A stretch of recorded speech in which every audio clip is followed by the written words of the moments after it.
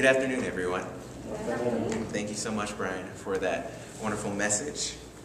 So right now we come to a very beautiful time of the month, the first Sunday, where we partake in communion.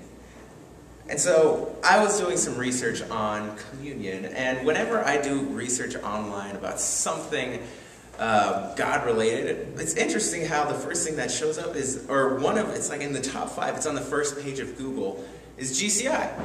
For some reason, GCI, our website, is pretty big, and it's pretty impressive that I typed something in about communion, and GCI is like the third one. And so I looked at it, and it talked about the threefold meaning of communion. Now that sounds kind of boring, and it's a very long wall of text that our doctor, not our doctor, but Joseph Tkach, he wrote this giant wall of text. And so I'm just going to summarize it for you, the threefold meaning behind communion. And so when we start, what we do, what's written right here behind me, as it's written in Luke, we do this in remembrance of Jesus. We do this and look back and acknowledge, or we remember what he did, because without a doubt, hands down, no contest, Christ's death is the most significant event in history, period. There is no competition, no war, no nation rising or falling can even come close to comparing to the significance of Christ dying on the cross for us. And so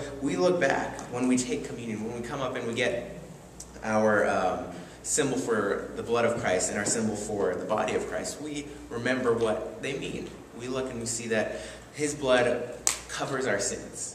Through his blood, we are seen as pure, as holy, as righteous, as perfect before God, the Father.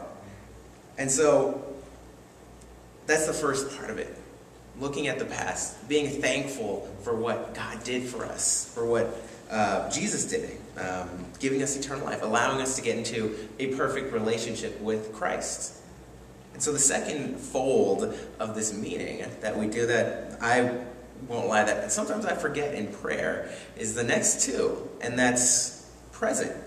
Presently, Christ didn't just die, he was resurrected, and he doesn't just sit on a throne just chilling there all day, kind of just throwing stones at us. No, he is there in our everyday. He is here in this room as we speak. He is in our hearts, he is in our lives, he is in our relationships, he is in every aspect of our life. And as we know it, even if we choose not to believe in Christ and follow him, we are within God's reality, because he created reality, and so we are just inherently within his reality. So we cannot escape him no matter what we do. We can say no to him, and that's fine if you want to, but he is always there. And so we presently acknowledge what he's doing in our lives. We acknowledge just how many blessings he pours out on us every day, where I would say most, 90% or more, we don't notice. We will never notice. We have a God that is so humble and so great that he blesses us in so many ways that we will never ever know what he did. Maybe one day in heaven we can say, God, what did you do on May 4th, 2015? How did you bless me in that day? And he's like, oh, I blocked a meteor from coming from, several galaxies away. You didn't notice. You never would have noticed. But, I just did that because I can and because I love you. And so he does stuff like that. It sounds kind of ridiculous, I know, but it's to that magnitude, to that scale, where there's so many things that happen within our life that it is impossible that God isn't actively there every single moment of every single day, protecting us, blessing us, giving us things. And so we acknowledge what he does for us. Every day we're thankful because Jesus, in his action, broke that veil after he died, so that we don't have to be in this weird synagogue, and we don't have to have this holy priest who can only talk to God maybe like once a week or once a month or once a year or something. We don't have to make all these ritual sacrifices to say, I'm sorry, God, for this. I repent of this. Or just ask for help, or even give thanksgiving. We don't have to go through all these weird lines of just work. We can just talk to him every day. Most of us do, and most of us have complaints. Most of us are just angry and we're upset, and so we're just talking to God and we're venting to him, and he listens to us, and he cares about us, and he wants us to talk to him. He wants us to go to him for help. And so we acknowledge that we have a God who listens to us, who we can talk to. We have access to the Father, unlike anyone before Christ's coming that had to go through all that stuff. And so that's incredible. And so we acknowledge that, and we're thankful for that we're allowed to take communion here, that we can take communion every day if we so desire, that we don't have to be in a holy place. We can take it in our home. We can take it with grape soda and pizza, as we do usually after the 30-hour famine. And that's okay. That's all right. That's perfectly okay. And the last is looking at the future. The third fold meaning of this is the future, that we hold hope for what is to come, that if Christ is to return, since he doesn't know when he will return, as it says in the Bible, that only the Father knows, so even he doesn't know. And so we hold hope for whenever he's going to return, even if it isn't within our lifetime and we return home to him, we hold out hope.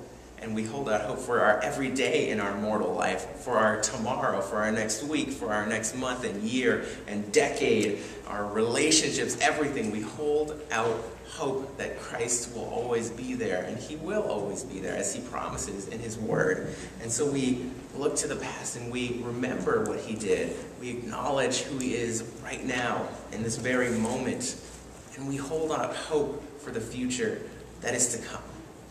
Let's pray. Heavenly Father God, we just thank you so much, so incredibly much, more than we can give in one day. We just say thank you with our entire life, our entire being, God, for everything you have done for us. We remember your Son Christ and what he did for us on the cross, the most significant thing that just made you accessible, that just changed everything in all of humanity, God. And we thank you that you are here with us today, that you didn't just die, but you were resurrected, and you live in our hearts, you live in our everyday, God, and you're always there, God. And we hold out hope, and we thank you that you are our hope, that you give us hope, Father, for tomorrow, for the next year, the next decade, God, for when you will return or when we'll return home, God.